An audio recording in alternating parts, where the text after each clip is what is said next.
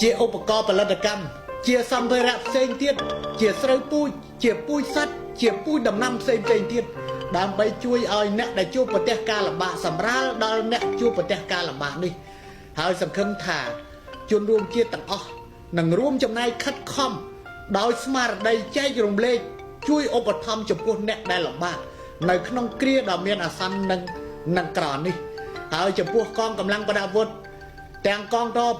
ទាំងនគរបាលហើយត្រូវជួយពិនិត្យមើលដោះស្រាយជួយការលំបាកក្រសួងមន្ទីរតាមស្ថាប័នខេត្តក្រុង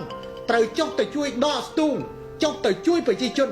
ដែលកំពុងជួបការលំបាកដោយផ្ដល់អាទិភាពយ៉ាងទុកមនុស្សមួយចំនួនធ្វើការនៅស្ថាប័នមនុស្សមួយចំនួនទៀតបុគ្គលិករដ្ឋការមួយចំនួនទៀតត្រូវចុះទៅជួយប្រជាជនសិស្សានុសិស្សមុននឹងពេលនេះមិនតាន់ចូលដល់ប្រវេសនការក៏ត្រូវចុះទៅជួយដល់ប្រជាជនយើងមានតែវិធីទីទេដែលអាចដោះស្រាយនៅគ្រោះអាសន្ននេះបានហើយម្យ៉ាងទៀតខ្ញុំក៏ចង់លើកនៅយោបល់មួយដែលថាចំពោះក្រុមហ៊ុនពាណិជ្ជកម្មក្រុមហ៊ុនឧស្សាហកម្មក្រុមហ៊ុនខាងសិប្បកម្មផ្សេងដែលមានលទ្ធភាពអាចនឹងចូលជួយកូនស្ពានជួយធ្វើស្រះឬក៏ជួយស្ដារឡើងវិញនៅចូលរួមចំណែកជាមួយរដ្ឋដើម្បីនឹងស្ដារឡើងវិញនៅផ្លូវដែលខូចខាតខ្លះក៏សូមខិតខំជួយហើយអាចមានលទ្ធភាពថាស្ពានតូចខ្លះដែលមានលទ្ធភាពខ្លះដែលថាក្រុមហ៊ុនខ្លះអាចមានលទ្ធភាពរដ្ឋាភិបាលសន្និដ្ឋានថាស្ពាននេះអាចដាក់ជាឈ្មោះក្រុមហ៊ុននោះឬឈ្មោះចំពោះអ្នកដែលបានជួយនោះតែម្ដងដើម្បីទុកជាគេដំណើរសម្រាប់ថាបានជួយសង្គ្រោះក្នុងគ្រាអាក្រក់គ្រាអាសន្ននេះហើយជំនួយឧបត្ថម្ភរបៀបនេះគឺមិនបាត់បង់ទេឥឡូវយើងខូចខាតសាលារៀនខូចខាតមន្ទីរពេទ្យបាក់ស្ពានតែស្ពានធំខ្លះពិតជាក្រុមហ៊ុនមិនអាចធ្វើទៅបានបណ្ដាអ្នកចូលរួមមិនអាចធ្វើទៅបានទេប៉ុន្តែស្ពានតូចតាចខ្លះដែលបណ្ដាក្រុមហ៊ុនអាចជួយ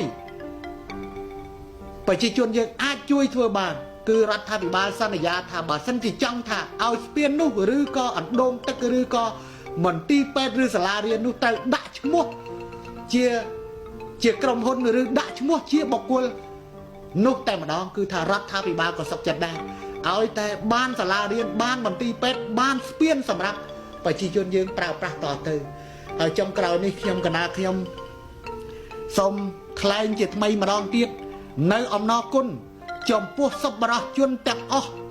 ទាំងនៅក្នុងប្រទេសទាំងក្រៅប្រទេស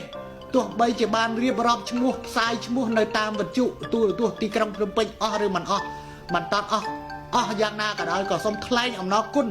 យ៉ាងជ្រាលជ្រៅអំពីជំនួយឧបត្ថម្ភនេះហើយសង្ឃឹមថាប្រជាជននៅទូទាំងប្រទេសនឹងមានការកក់ក្ដៅយ៉ាងខ្លាំងប្រសិនបើជំនួយឧបត្ថម្ភនេះត្រូវបានធ្វើជាបន្តហើយក៏សូមថ្លែងអំណរគុណចំពោះព្រះសង្ឃគ្រប់ព្រះអង្គជនរួមជាតិដែលបានយកចិត្តទុកដាក់ចំពោះស្ដាប់ចំពោះសាររបស់ខ្ញុំនេះហើយសូមប្រសិទ្ធពរជូនចំពោះបដិជគុណព្រះសង្ឃគ្រប់ព្រះអង្គជនរួមជាតិសូមប្រកបដោយអាយុវណ្ណៈសុខៈពលៈនិងបដិភានៈកុំបីឃ្លានគេឡើយសូមអរគុណ